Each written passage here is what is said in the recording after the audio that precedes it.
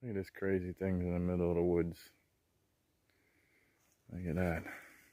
I wonder how long this has been here.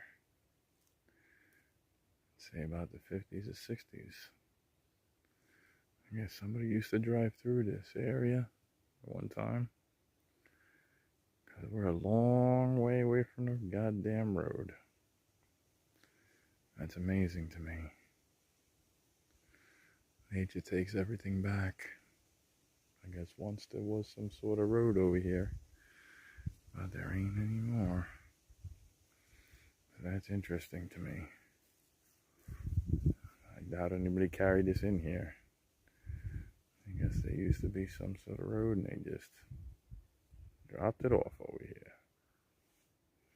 That's pretty cool. Something to share.